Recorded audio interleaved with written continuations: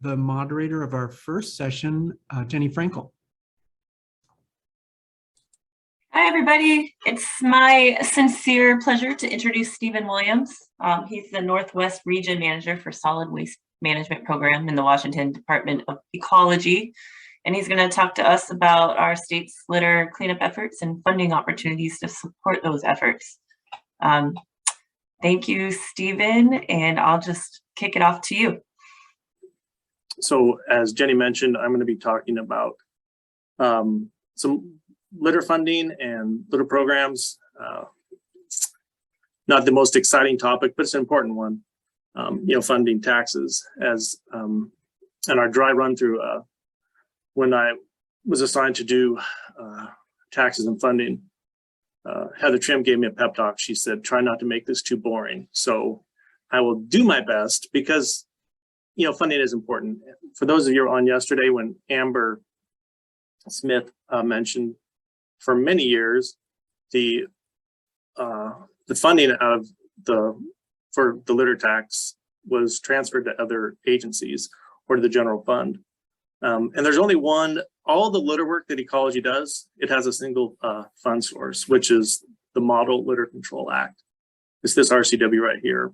It's a tax paid by retailers and wholesalers. It's the items you'll typically find littered along the side of the road. There's a couple of items that aren't taxed that probably could be, but it's generally the things you find on the road, sides of the roads are what you're going to see. We were able to restore funding, I think 4 years ago. And that's why because for 18 years, we never did a litter survey. We didn't do prevention for close to 8 or 9 years, I think. And as Amber again mentioned yesterday, that had an impact of, when we did have our old litter prevention campaign, we were able to demonstrate a 25% reduction in litter. So we're grateful to have the funding restored and to be able to start doing things like the survey again and to do things like the prevention campaign that Amber talked about. And we also have bigger grants now. We have more grant programs and we're able to hire more crews. So it's really good that our funding has been restored.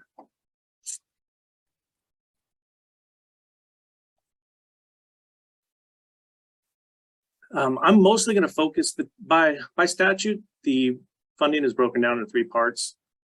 40% is for litter pickup and prevention, 40% for waste reduction, recycling, food composting efforts. And this is almost exclusively funds Ecology staff that work in all these various projects. And then we have 20% that goes to local governments primarily, and a little bit for nonprofits for litter programs. I'm really going to touch mostly on these two, the 40% and the 20%.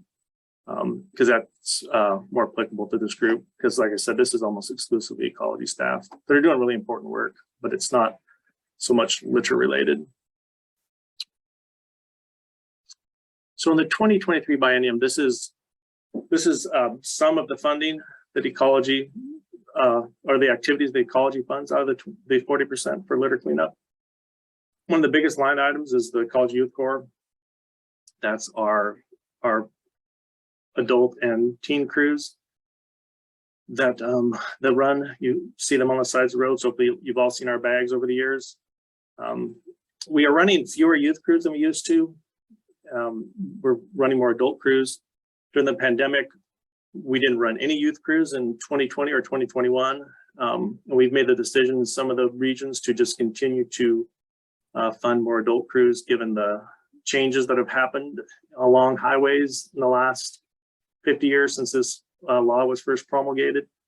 There's just a lot more traffic, a lot more dangers, a lot more distracted driving. So we don't know for sure what we're going to do, but there's certainly been less emphasis on the youth crews. And then we provide a lot of funding to our state partners. And you can see we got transportation, DNR, Fish and Wildlife, State Patrol, Parks. And we enter interagency agreements with these groups for various amounts. The DOT corrections ones, that's primarily for cleanup on state roads. The DNR and Fish and Wildlife, they clean up their lands, access points, trails, parking areas. State Patrol, that's primarily for emphasis patrols, for like secure your load emphasis patrols. We just completed another one of those in June. And state parks, I believe it's a small one. And we just started this again this biennium. I believe that's for cleanup after 4th of July, for like on beaches when a lot of fireworks are left over. We thankfully we were able, when we got our funding restored a few years ago, we were able to bring back the prevention campaign. And that's when Amber Smith came on, and she's been leading that effort. She's a great asset for our program, and she's done really great work for us. And the legislature in 2022 provided us another $800,000 to supplement our efforts to continue the prevention campaign starting in the fiscal year, July 1 that just started. So we're going to be able to continue to support the We Keep Washington Litter Free campaign and all the good work that Amber's doing. And then later on today, you're going to hear a little about the litter composition and generation study. It's required by the RCW. We haven't done one since 2004. We started one in 2008, but that's when the funding first got reduced. So we have some preliminary data, and our partners at Cascadia Consulting Group are going to be sharing that with you later. And then another really interesting thing is, and good news for us, is the legislature also approved a supplemental funding of $2 million. And it was not subject to the 40-40-20 split. It was line item that all $2 million of that was to go for litter cleanup on state highways specifically. So what we are doing with that is, so we're supplementing our adult crews in all 4 regions. College is broken down into 4 regions, 2 on the west side and 2 in Eastern Washington. And with that funding, we're able to hire 12 additional adult crew members, and it's 4 per region. And then the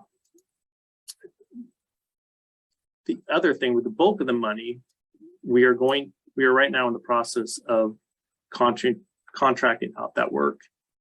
And it's a bid. I think we're in the evaluation process right now. And what we're hoping to do with that is to have private contractors go out and help with cleanup on state highways in areas that are either hard to recruit or retain staff. It's a statewide, we're doing the work statewide. There is a pretty heavy emphasis on some of the bigger, like King, Pierce, Snohomish, Clark, Spokane, the Tri-Cities areas, because those are the areas that have the most litter and the quickest level of relittering. And also we have the hardest time recruiting and retaining staff in those areas. So we're really hopeful that that is going to be a successful pilot project. And it's renewable for up to 5 years. And if it is, we'd hope to, assuming full funding in the next biennium, to continue to do that. And I really think that'll make a big impact on getting more of the litter off of the highways. Stephen, I'm doing my moderator duty. You got a couple minutes, all right? Yep, this is my last slide, so Okay. We're good. And then I want to bring up the litter-related grant programs that do litter and illegal dump and encampment cleanup. So CLCP is a long-established program we've had since 1997. It's the bulk of the funding out of the WRLC account, the litter tax goes to this. It's open to county governments primarily, and it's for litter pickup, illegal dump cleanup, and litter prevention. It's also, you can utilize the state master contract that Bart mentioned yesterday for the homeless encampment cleanup for this. Senator Fortunato yesterday mentioned the bill that was passed in the 2021 legislative cycle.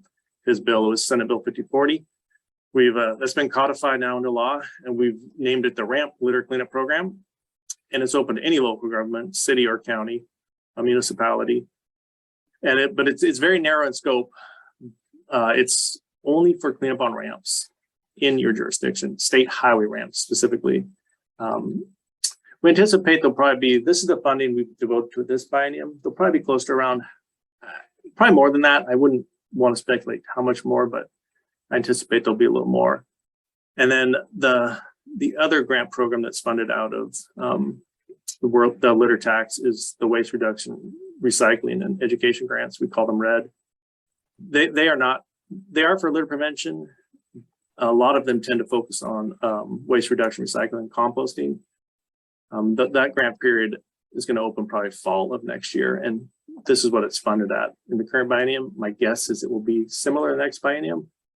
And then as far as encampment cleanup, which I know is a big focus right now and of high interest to a lot of groups, Ecology also has our local solid waste enforcement grants. Local solid waste financial assistance grants, and homeless encampment is an eligible project under that. So if there is certainly a lot of, that's a $25 million grant program. There is funding there for encampment cleanup, and that could also utilize the master contract. So in 23-25, that's another potential funding source for county governments if they need help with cleanup. Sounds like you could talk about funding for a lot longer. So definitely want to encourage everybody to reach out to you for more detail. And here's my contact information if anybody needs it. Right. I see one question in the chat that I think we have a couple of minutes for. WashDOT's Adopt a Highway program is this totally separate? Or how does it connect with the Adopt a Highway program and state efforts? So yeah, the volunteer Adopt a Highway effort, it is funded by DOT. Ecology doesn't fund that at all.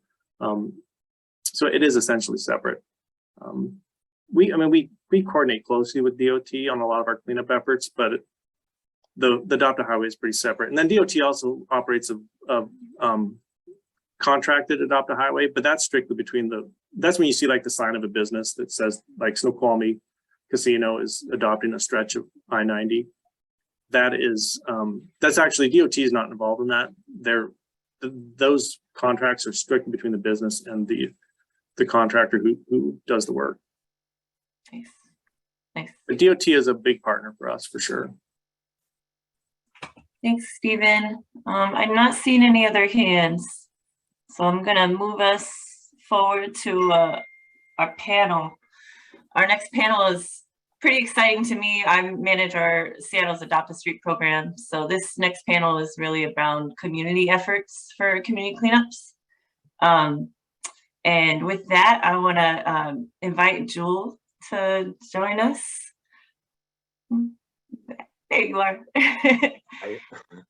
All right, and this is Spokane Riverkeeper. That's right. Well, hello everybody. I'm Jewel Schultz with the Spokane Riverkeeper, and we're a small little environmental nonprofit here in Spokane, Washington.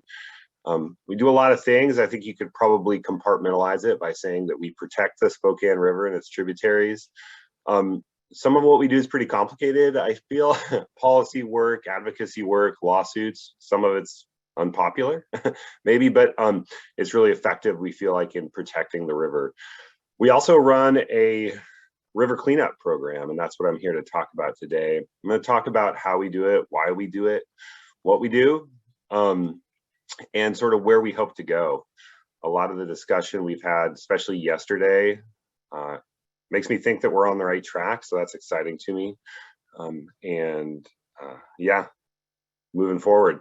So river cleanup and community engagement is what I'm speaking about today. Look at all these smiling faces. That's why we do this.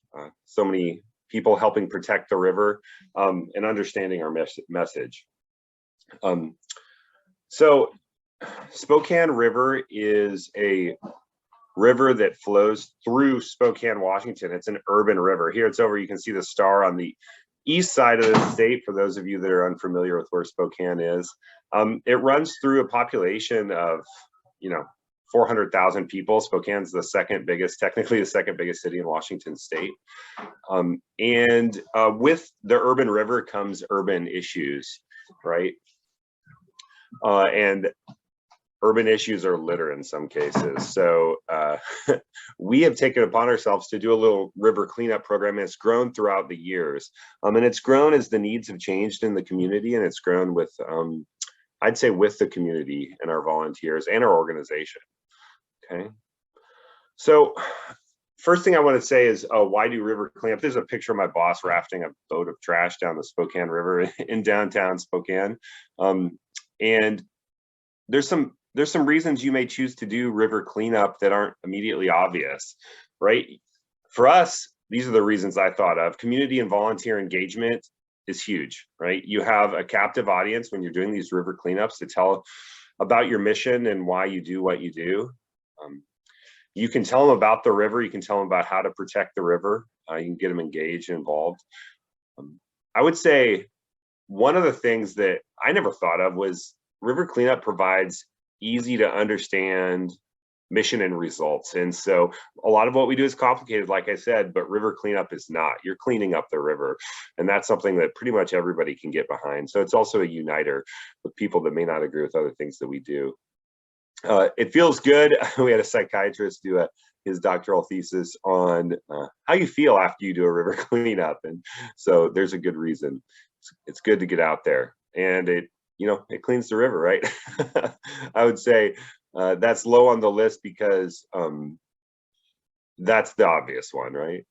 All right, so on to the next slide. How do we do it? We go out there and we have litter pickers, we have bags, we have gloves, and we take private groups out in the shoreline. We have a lot of public space in Spokane, Washington, and we clean up that public space.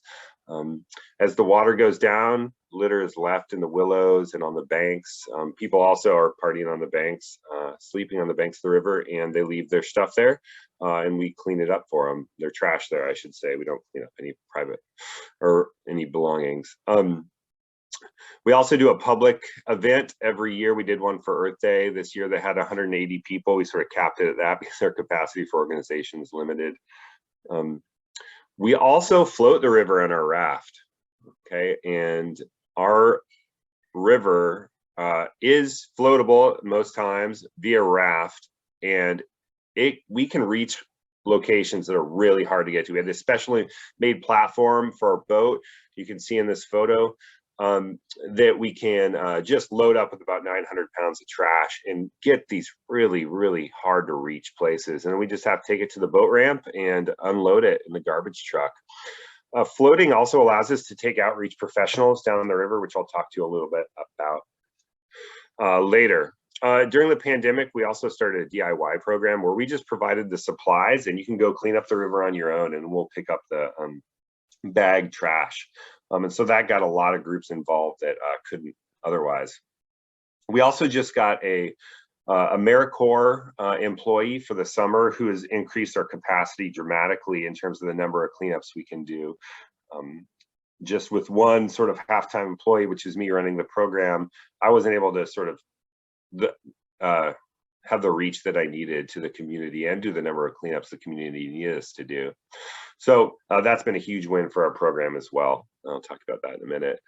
Here's just some photos of happy river cleaners. That makes you feel good. It's fun. Get out there and do it. Collects a lot of trash too. So we're now over 100,000 pounds of trash for the program. That seems, I guess, small compared to a lot of the numbers people were talking about yesterday, where they may clean that up in a day, or 2 weeks. We have amazingly about 1,000 volunteers last year, and we're on track to break that this year. And I think that's really where for us, that's a great number. To reach 1,000 people in these private events is amazing.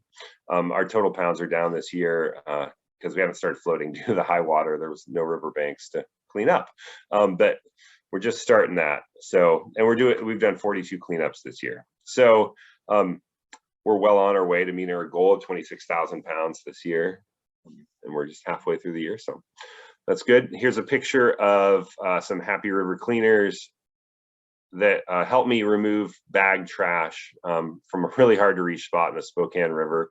And this, the lady in the middle there is previously houseless, and she just wanted to give back. And it was amazing what she did. Hauled a lot of trash for us. Sources, everybody asks where the litter comes from in the river. You know, the Spokane River literally used to be our garbage dump. There's a newspaper article about how our trash that we threw in the river blocked the Spokane River. They had to stop throwing it in the river because it smelled up downtown too much. And you can see we pull out a bunch of like wagon wheels and stuff like that. But we also have a lot of camps along the river that are creating a lot of trash. And we're not going to solve any sort of housing crisis in Spokane or otherwise, but we can make a difference in cleaning up litter and encouraging people to clean up litter. So that's sort of where we try to fit into the equation of with these camps. And so what we'll do is we'll actually float outreach professionals down the river. This is Bob Peeler from SNAP, who's now retired. And we'll just stop at every camp and say, hey, how you doing? Here's a bag. Can we haul away any litter that you have? We throw it on the boat. We give them bags. We give them everything they need to sort of hopefully have a clean camp. And then Bob talks to them, see if they need any help. Surprisingly effective when you row up at a boat and start talking to somebody. They're really open to speaking about what they're doing and how they can help clean up the river. So this has been a super positive program. We just need to get out there more. And so with, I guess, our sort of limited program, smaller program, we're just finding ways to get out there as much as possible. Because every time we get out there, something positive happens when it comes to cleaning up the river, but also helping individuals that live along the river. We also take out, really anybody will help us out. This is WSU School of Medicine. Hey, Jewel, sorry, 2 minute. 2 minute warning. Great. Yeah. Well, so this good timing. This is our partners in this. This is the Spokane Indians baseball team mascot who's done a number of videos with this. I thought it was just a funny photo. Department of Ecology CLCP funding, and a private organization, Northwest Renewables, actually funds us as well. The City of Spokane Code Enforcement bags trash from abandoned camps, and we float that out. And the Spokane River Forum provides funding in part for the AmeriCorps employee that we have. So this is where we need to go. I think we just need to expand the program, right? So community litter coordinator, full-time staff, and just general capital improvements with a truck and trailer, things like that. Here's some photos of we did a paddleboard cleanup with Fun Unlimited. The great thing about litter cleanups, you can just partner with almost anybody, right? And they love it. And so this was a river paddle group. And anybody that's involved in the river wants to get involved. There's a picture of a previous intern behind a mound of trash. And then of course, some happy cleaners. This is our staff. I just wanted to give a shout out to Katie and Jerry, and then of course me. So with that, I'm Joel Schultz, and this is how you can reach me. Awesome. I think that's pretty much it. Thank you so much. Joel, thank you so much. And you'll all have an opportunity to ask questions to Joel and the other panelists here in a few. I'm going to invite Chris Lopez Moreno to join us from the East Side Collaborative. You're on. Hello, good morning, everybody, and thank you, Joel, for what you're doing in Spokane. It seems like you're doing something similar with what we do here in Tacoma.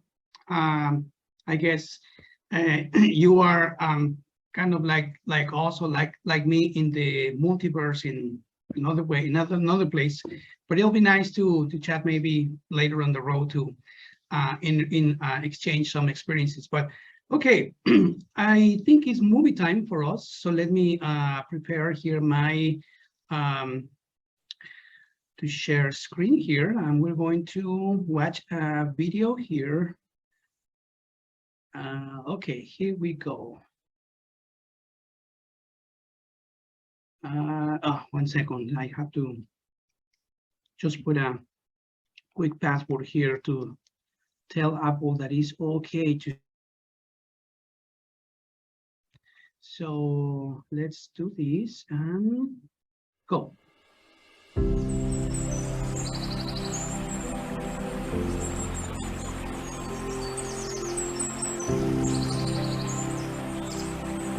Las tierras, las aguas y el aire tradicionales son contiguos y trascienden. Los honramos como seres vivos a través de sus historias y de su futuro indígena. Imagino a mis hijos, sobrinos y nietos caminando por estos senderos verdes, como yo lo hacía en mi juventud. Recuerdo con cierta nostalgia y alegría este gran lugar. Fue aquí donde crecí, donde salí a pasar con Simón.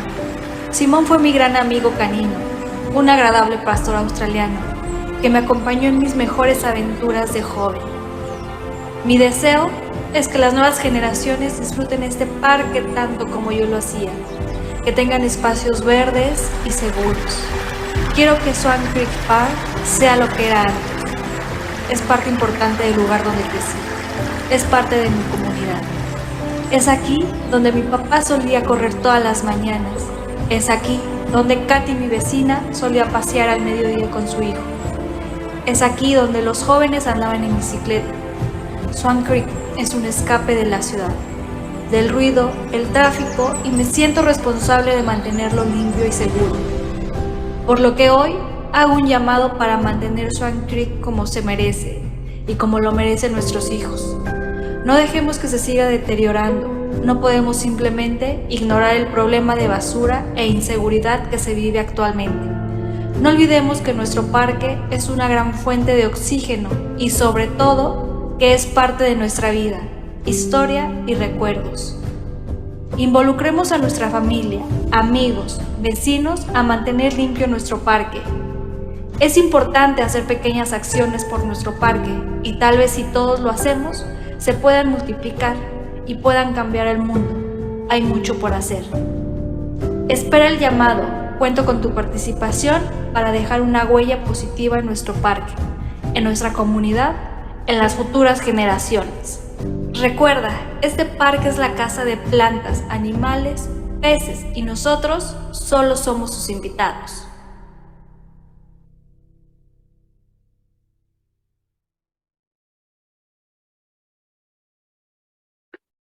All right.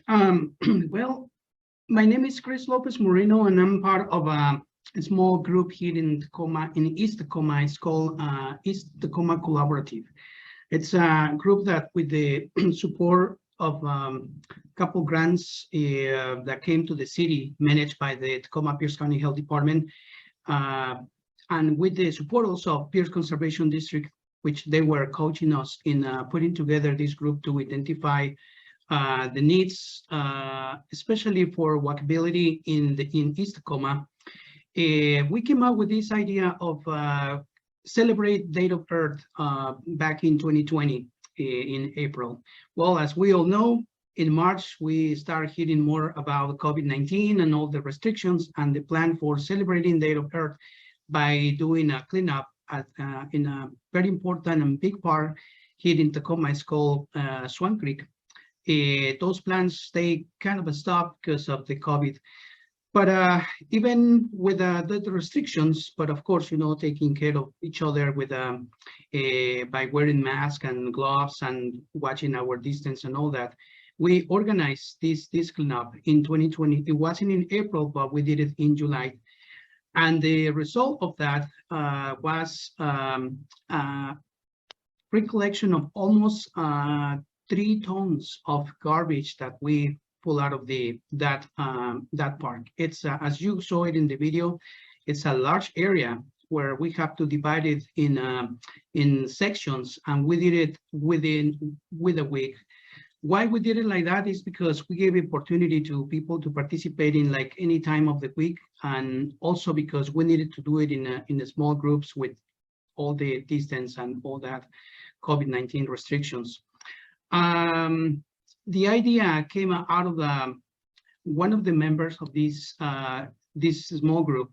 He is very passionate about keeping the ecology areas, or like in this case, this parks as clean as possible. Not only because it's for everybody to enjoy, but because it's also the house of a creek that we can see salmon going through that creek, you know, not as much as we used to years before, but we're trying to restore this area. My children also grew up there. That's the park where they learned to ride their bike. And when we did our first picnics, when I was when we were even closer to that area years ago. So that's why our attachments to that area, they're, you know, more alive than ever.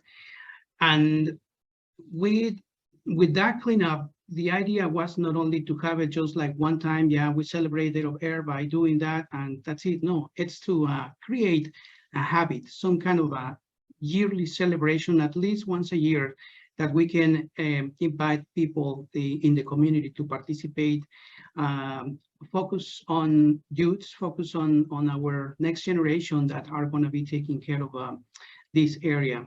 So it was a successful event. We did it for third time just a few days ago. And we have more participation, even more participation than 2 years ago. Of course, you know, less restrictions, I guess, more people wanted to go out. But the good news is like we end having less garbage, but still, you know, some garbage there. It seems like we can keep cleaning every year, but if we don't do something else to like prevent for that, like come out with some idea to encourage people not to like leave the garbage there, not to use the Poor Creek as like we saw the Spokane River, you know, like a place where you can just dump whatever, then this problem is just going to continue. So yeah, I would like to share also with you that the experience, just like you was saying, you know, what we got out of this, it feels so good. It feels really, really good to do what we think is right for our community and especially for Earth. This park, before we organize this cleaning, you know, I don't want to throw any agency under the bus, but in my opinion, it was receiving not much attention because there are some other parks in the city that I don't know, maybe because they're more pretty, maybe because they're in an area where it attracts more maybe visitors. But I want to believe that because it was the initiative of all this group of people that started that, that's when it started like bringing more focus to this park. We also discovered that this park is a park that is kind of administered by 3 different agencies. One of is Pierce County, the other one is Tacoma Metro Parks, and there is another group, another agency that is like taking or overseeing the other part of the park.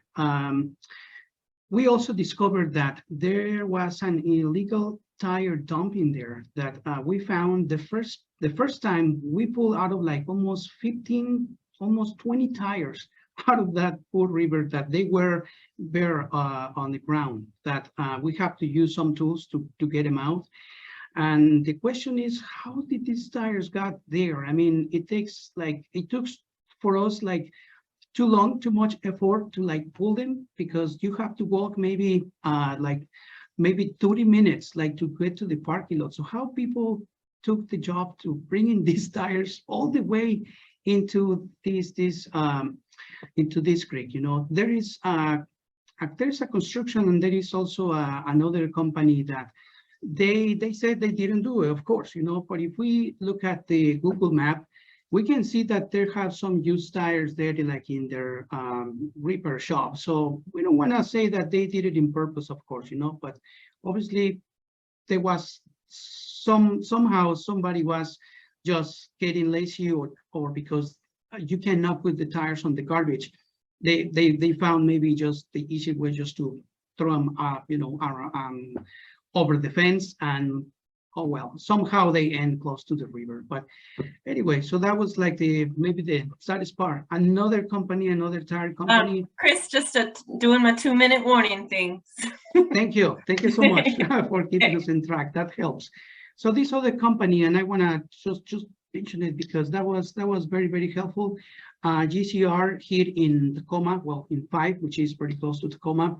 They came last year and they volunteered. They took many of those tires that we got out of there to, I'm not going to say recycle. I don't really know what they do with the tires, but they dispose of them properly. And of course, which is better, they're not longer in the river or in the park. So the idea of creating this video also with low budget. It's to inspire people to keep coming every year or every time we call to action. So, well, I'll leave it there, and thank you so much for watching this presentation. I'm happy to be part of this summit. Thank you, Chris. Okay. Liz, Liz Shopman.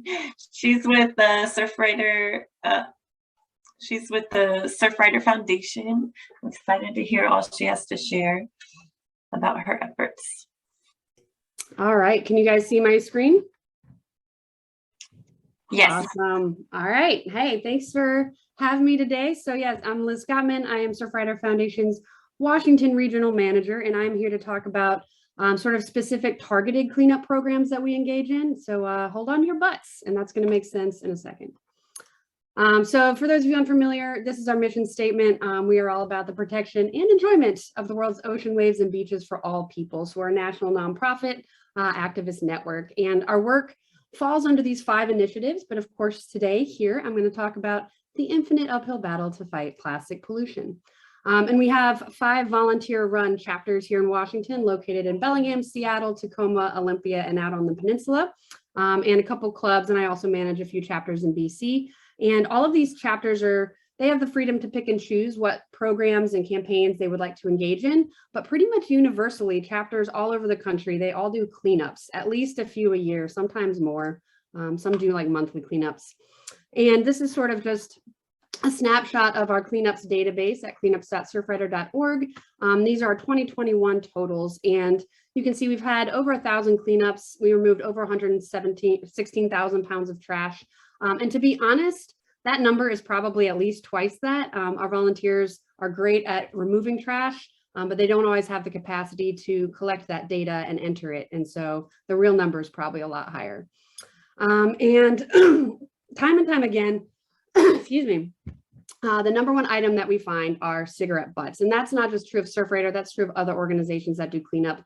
They are the #1 most littered item on Earth. And of course, butts are bad. They're plastic, they're toxic, they leach chemicals into our water, they start fires, they cost us money to clean up, they hurt tourism. And to me, the most frustrating part of it is that they don't really do much to protect smoker health. So they're just horrible. And in response to seeing all of these cigarette butts on their cleanups, back in the 90s, the San Diego chapter began this sort of hold on to your butts program. And it was kind of a 3-pronged goal, is to just raise awareness. A lot of people aren't always aware that cigarette butts are plastic and are actually a pretty serious environmental problem. Also to remove that litter from the environment, ideally before they get washed into our waterways, and to install canisters so that people have a place to put their cigarette butts. And a lot of chapters will also leverage this programmatic work towards solutions such as, local bans on smoking in public parks or things of that nature. And here in Olympia, where I live, we have a really the strongest Hold On to Your Butts program in the state. So we began hosting monthly downtown butt pickups, and we've had, I think in late 2019, pausing for COVID, of course, but we've had over 24 cleanups, and we've removed over 55,000 butts. Most people remove like 300 to 400 butts in an hour, we found, but some people are overachievers. And if you find that bar or that alleyway, you can really load up. And so some people have gotten close to 1,000 butts in an hour. And we also have a pretty cool partnership with the city of Olympia. So we have these canisters that we provide, and they install and maintain them. They have city employees called the Clean Team that do a lot to keep downtown clean. They remove a lot of the larger pieces of litter in addition to maintaining our cigarette butt canisters, and they clean graffiti and stuff. So it's kind of a cool partnership because we're able to fill that litter removal gap because they just don't have the capacity to go for small things like cigarette butts. And these pickups are really popular. And I do want to give a shout out to our star volunteer, Christine Rayburn. She is the current chair of the Olympia chapter. And this whole effort was kind of her idea. And she's just amazing at working with local businesses. They donate prizes. So down the bottom right, Home Depot gave us a bunch of buckets. We have lots of ocean-friendly restaurants that provide discounts on coffee and juices to volunteers. This picture in the top right is our last pickup. We had a post pickup pizza party with our newest ocean friendly restaurant, Wicked Pies. That was a lot of fun. So yeah, it's a really great program. It's been really successful, and I'm excited to attend more butt pickups. Switching gears to another targeted cleanup effort we engage in. Again, this came about because we were seeing a lot of these yellow ropes on our beach cleanups. So they're usually around 6 inches. They're made of polypropylene, and they're a byproduct of off-bottom shellfish aquaculture. And since I think the fall of 2019, we've had over 30 cleanups and we've removed over 117,000 little pieces of these ropes. So shout out to all my yellow rope crew. I know some of them are on this call. This has been a hugely collaborative effort of all these groups listed here and more. I'm sure I forgot in my listing last night. And I just want to shout out a cool side project is that we've been shipping these yellow ropes to a facility to be mechanically recycled into pellets. And then we turn them into these little crab gauges stamped with a little sea grant. So as part of that partnership. So pretty cool, like little mini example of sort of closing that loop. And just sort of a quick overview of the pros and cons. We do a lot of just general cleanups, but I really like these targeted cleanups where we're going after a single item. They seem to be a little bit more engaging. It promotes this sort of like element of competition that can be really motivating to volunteers. It's one thing to be like, I'm on a beach cleanup, and you're like, well, I got 1,000 pieces of microplastic, and somebody's like, well, I got a giant tire, and it's like, well, it's hard to compare that. But if everybody's going after the same thing, it's like, oh, I'm winning, you know, so that's kind of fun. It does streamline data collection. Like I said, our volunteers, we don't always have the capacity to sort and count and weigh all of the debris that comes in, even though that data is so valuable. But if you're going after one thing, you just hand out clickers and people can just, and you get this really nice data set without a lot of extra effort. And at the end, you end up with a pure product for recycling. And so we try to divert as much as we can away from the landfill. And a great example is these yellow ropes are actually a pretty high value product when it comes to plastic recycling. And so that's kind of a nice side effect of just going after that one item. And finally, the solutions tend to be a little bit more simpler to identify and implement because you're just working on one issue. And that's also sort of a con, you know, solutions are only tackling one thing. So you're not getting that large scale change that we really need. I think we can all agree that solving the plastic pollution crisis, one product at a time, this sort of whack-a-mole is not an effective solution. But I also argue that there's something to be said about small wins. You know, it's better to do something small than nothing at all. And it can be really motivating to volunteers to sort of focus on this one sort of tangible problem with a possible solution that tends to be a little bit more local as well. Oh yeah, and just a side note, just a caution, if you're using this targeted cleanup data and you're entering it into your aggregated cleanup database, it's going to skew it because it's not a representative sample. So just like a caution if you're trying to be more scientific with your data. And I know I don't have a ton of time left, but I did want to sort of plug some lessons learned. And the main takeaway is that most people volunteer in the United States, a lot of volunteerism, and a lot of people will pick one organization and sort of stick with it. So if you want to be that organization, just make sure that you, make it fun. I always show up in this T-Rex costume randomly because that's like my favorite thing to do. And also just show appreciation. People have different values and reasons that they're showing up. So it's good to just like engage them, figure out why they're there and make sure they're getting what they want out of that experience.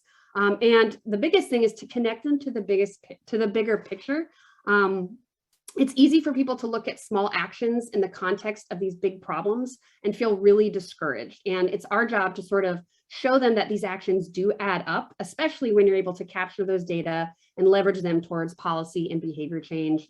And finally, I'll just leave with the message that cleanups are not a solution, but they do play a critical role. We call them the gateway to activism. It's one thing to understand the plastic pollution crisis logically. It's another thing to experience it. And that's where the power of cleanups is. You can only clean the same stretch of beach or street a few times, or river, a few times before you're like, you can start to get really frustrated and you want to demand real solutions. And I think Chris was sort of getting at this too. It's like, we need to stop it at its source. And so if you have actionable steps to plug people into after those cleanups, that's a really powerful way to help them engage in a larger effort towards solutions. And I think that's it. Thanks. Thank you. That was awesome. So gonna open it up to all the panelists. If you could all put your videos on so folks can ask questions. I saw a couple, that's my timer. Liz, you were like ahead of the game. All right, so I saw a couple of questions in the chat already. Joel, if you could share that research study for how, the feel good component to cleaning up. I think some folks would be interested in that. Yeah.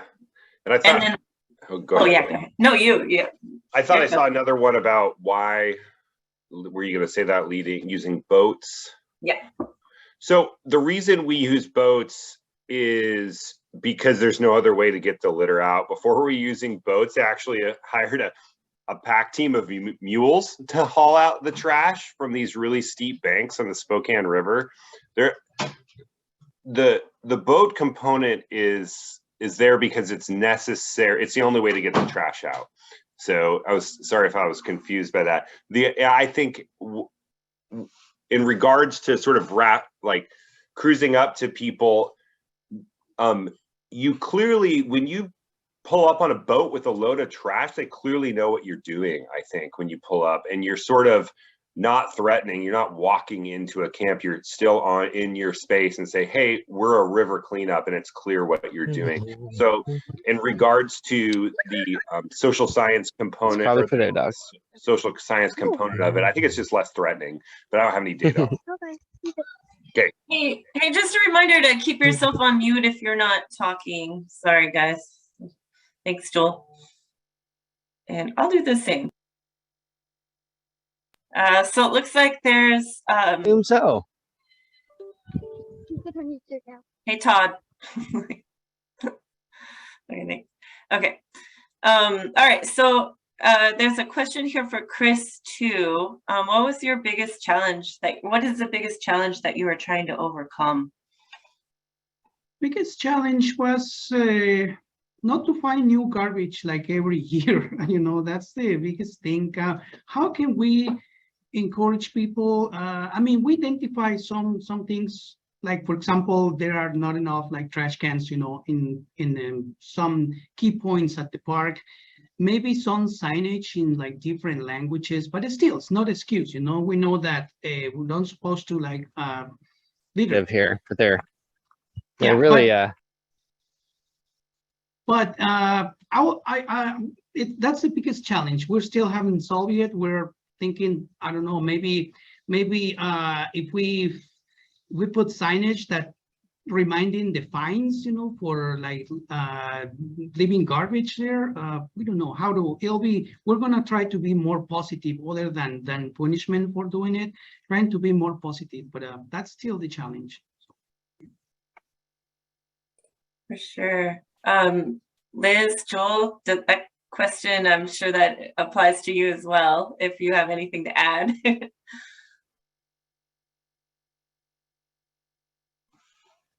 I would just echo that. Yeah, the frustration of seeing the same things over and over again. How to change human behavior is sort of one of the goals that we all work towards in various ways. Yeah, we clean the same stretch of river over and over and over, and with the same issues from it. And you're just beating your head against the wall sometimes. But I sort of feel like we needed a new solution, and I think in part it was answered by yesterday's panel on homelessness, and this purple bag program, just getting the services down there. And so that's exciting to me. It's these little breakthroughs that keep me going, because I think we can solve the issue of litter in the river. this way. Okay, wow. Okay. I don't know where that one's coming from. Okay, sorry. It's a fun panel. Okay, cool. So data, let's talk about data collection. What do you all try? Some of you touched on this in your presentations, but what do you track and measure? And then do you use ETAP methodology? And Amber, I might ask you to just elaborate on that since I'm not real sure what ETAP or ETAP is in this context. Oh, yeah. So the EPA Escaped Trash Assessment Protocol, it's just a way of tracking litter with specific categories. So it's abbreviated ETAP. But yeah, I was curious what people are tracking and measuring over time and if that protocol is used at all. I can go. For Surfrider, because we work with volunteers, a lot of ours is sort of opportunistic and based on volunteer capacity. So it's not designed as like a scientific survey. It's more to tell that story of like what we're seeing a lot of, so we can sort of leverage that towards policy actions. But we have engaged, like Heather's worked with us to do some ETAP protocol surveys in the past. So chapters have engaged in that sort of more robust data collection efforts when they're able to. Chris, Jewel, you got anything to add? The data we collect is, volunteers, amount of trash, which we actually are pretty good at. We take it to the dump and weigh it in many cases. And then the number of cleanups. We don't go beyond that. It's sort of what the grant requires us to collect. I would love to expand it and get an intern to do one of these ETAP surveys. We did it in the past and it was so interesting. With the idea that quantifying this hopefully would, maybe we could get a TMDL or some other cleanup plan for the Spokane River and the litter in it. And that would sort of be the goal of that for me. So. Thank you. In my report here, Maria Teresa Gomez, who used to work for the city of Tacoma, the solid waste management at that time, she's now working for the city of Tacoma, but in a different role. She estimated for us that the cost of that first cleanup was $7,233 if whoever agency was, let's say, willing to pay for it. That's pretty much how much they will pay for that week of cleaning, estimating wages at $22 per hour. That's the average wages for a worker in the park that it does similar job. For 30 volunteers, the cost of dumpsters was $900 and like that. So that's the data that we got here in my report. So I don't know. I don't know, how do we see that? Do we use maybe that money to pay for people that decided to bring their garbage or maybe the recyclers to the plant and given, oh, here is a small stipend for you to do the good thing? That could be something positive, especially for people that are generally in the park just walking. Maybe they can do it now for a little bit of cash, So, but yeah, that's the data we have here for the first cleanup. Thank you. So just with a couple minutes left in the session before we break, I see a question that talks about the DIY. Since all of you have somewhat of a DIY component to your programs, this one, is there coordination with the city county? And this question is referred to Jewel, but I think Chris and Liz can chime in as well. But talking about the coordination with city county. And then when volunteers are involved, how do you get that trash removed? And then how do you train your volunteers? Okay, yeah, it seems like a lot of questions. The DIY cleanups, it's pretty simple. People didn't want to get near strangers during the pandemic. Let's just give them the supplies there. And that it's as simple as that. And I grab the trash afterwards. With my truck, and so it's totally non-contact sport. We work with the city in some cases, but not with the DIY cleanups. That's code enforcement. Say, hey, we bagged this camp. Can you guys remove the bag trash? And that's really the nature of our coordination. Litter training volunteers. That's why we do these private cleanups. We give them a training a safety talk and a training before every cleanup, and we do that with the DIY as well. And we have a pretty good idea what the dangers are out there cleaning up the river. I don't know if I answered all those. Yeah, I'd love to give Chris and Liz an opportunity too, just since that's such a relatable question. Liz, do you want to go first? Oh, okay. Well, I'm seeing your finger, so, but you were in mute. So anyway, we did it this way. We did the call to action, leave a phone number, an email for people to respond. We created an event in Facebook, and we were just like, okay, when can you do it? You want to do it on Monday? We got this schedule. You can do it in the morning. You can do it in the afternoon. So one of us, the group of leaders, we were volunteering to cover maybe one shift, and then receive people, give them the picker, give them the map, give them the bag. We asked them to come in person if it was possible. If not, then we organized there, to people not to be by themselves. Some people decided to, oh no, I can go on my own, and came back with a bag of garbage. So the agencies, well, that was a little tough because everything via email to the pandemic, of course, some phone calls, and we were like, okay, solid waste management, you can support us with the dumpster. Please bring it this day. Okay, Tacoma Metro Parks, you can pay for the portables because, in case anybody needs to go party. And then there was another agency, I think it was a nonprofit that help us out with some water, with some snacks, gloves, and things like that. So that's how we coordinated, and that's why we did it in 1 week. This last one was only in 2 days because we expect to have less garbage. And yes, so that's how it was. But it's always tough, always difficult to, try to coordinate with the 3 different agencies that manage the park.